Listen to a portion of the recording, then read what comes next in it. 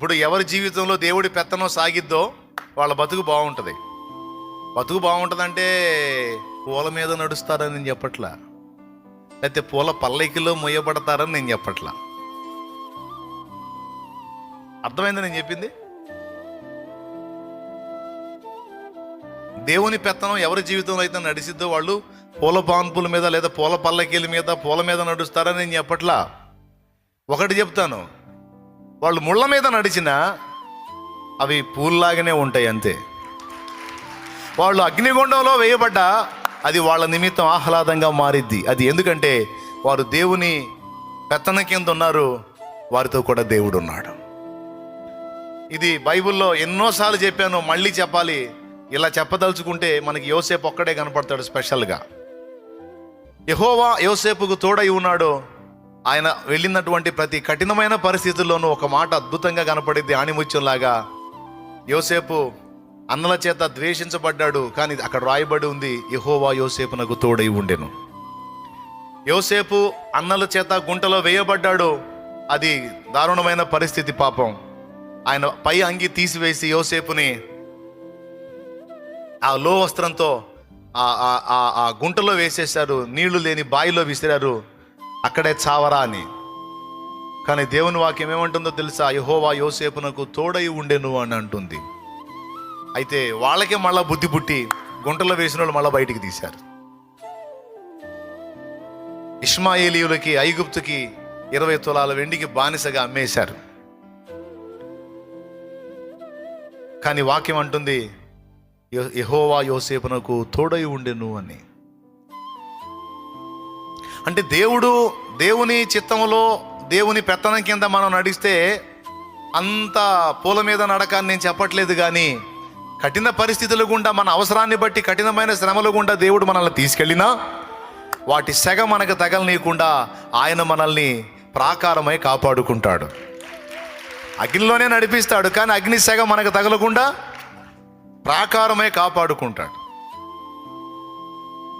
సింహాల మధ్యలో మనం ఉండేటట్టు అనుమతించవచ్చు, కానీ సింహాలు మనకి ఏ హాని చేయకుండా వాటి నోళ్ళు మూసి మనల్ని భద్రపరుస్తాడు. ఇదేదో పక్కా చెప్పగలుగుతాను. అందుకే చెబుతున్నా, దైవ చిత్తం చేసేవాడు నిరంతరం నిలుస్తాడు. దైవ చిత్తం చేసేవాడు విశ్రాంతిని అనుభవిస్తాడు. పాటల్లోనే ఉంటాడండి. ఒక మాటలో చెప్పాలంటే దైవ చిత్తంలో ఉండేవాడు, ఉండే స్త్రీ కావచ్చు, పురుషుడు కావచ్చు, హలో దరరే దరరే అనుకుంటూ వాడు తిరుగుతున్నాడు అనుకో, వేదంలో ఉన్నట్ట విశ్రాంతిలో ఉన్నట్ట?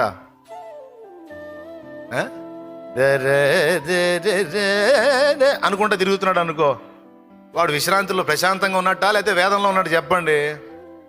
ప్రశాంతంగా ఉన్నట్టే. ఒకవేళ వాడి ప్రశాంతత లేదు, ఆవేదన ఉందనుకో, ఇంకా దాలేదు దూలేదు కదా, అంతే కదా.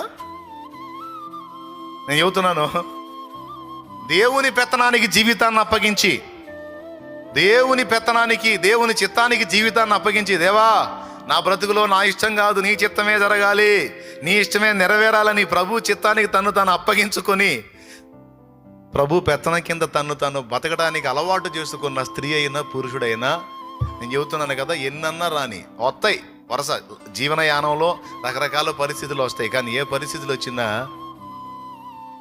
పాటల్లోనే ఉంటారు, పాటల్లోనే ఉంటారు, పరవశంలోనే ఉంటారు, కీర్తనల్లోనే ఉంటారు. ఎందుకు చెప్పండి? భయం ఉండదు, టెన్షన్ ఉండదు, జుట్టు బీక్కోవటం ఉండదు, అస్సలు మాట్లాడే పని లేదు. ఎందుకంటే ఎవరికి అప్పచెప్పారు? ఎవరికి? ఇంక దిగులు ఎందుకు, ఇంకా భయం ఎందుకు, ఇంకా మెంటల్ టెన్షన్ ఎందుకు? ఆయన ఉన్నాడుగా, ఆయన చూసుకుంటాడు. నేను ఆయన చేతికి ఎప్పుడో నా లైఫ్ని అప్పచెప్పానయ్యా,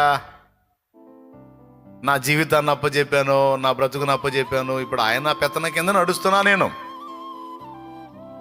ఆయన ఉన్నవాడు, సర్వశక్తి గల దేవుడు, సార్వభౌముడు, సమస్తాన్ని సాధ్యపరచగలడు. కాబట్టి నాకేం కలత టెన్షన్ ఏం లేదు. అది ఏ సమస్య అయినా కావచ్చు, శరీర సంబంధమైన సమస్య అయినా, మానసిక సమస్య అయినా, ఆత్మీయ సమస్య అయినా, అది ఏ విధమైనదైనా కావచ్చు. నాకైతే మాత్రం టెన్షన్ లేదు. దేవునికి స్తోత్రం. ఎందుకని లేదయ్యా అంటే, నేను దేవుని పెత్తనం కింద ఉన్నాను.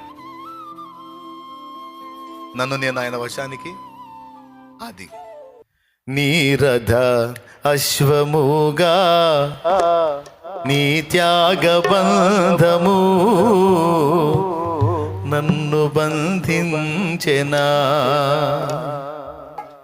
ఆయన రథాశ్వాన్ని అయ్యాను, ఆయన రథాశ్వాన్ని అయ్యాను, ఆయన రథమునకు అశ్వమునయ్యాను అంటే ఆయన రథానికి పూంచిన గుర్రమునయ్యాను. నా సారథి పరిశుద్ధాత్మ. ఆయన ఎటు నడిపిస్తే అటే. నీ రథ అశ్వముగా నీ త్యాగబంధము నన్ను బంధించెనా. నీ రథ అశ్వముగా నీ త్యాగబంధము నన్ను బంధించెనా.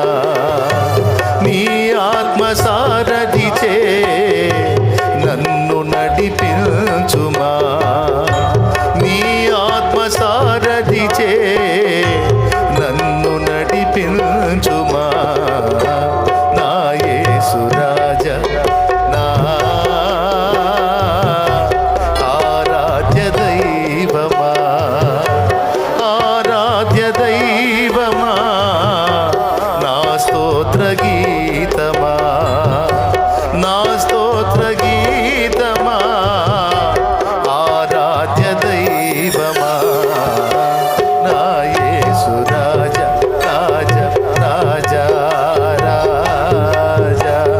రాజా, రాజా, యేసు రాజా, రాజా, రాజా, యేసు రాజా, రాజా,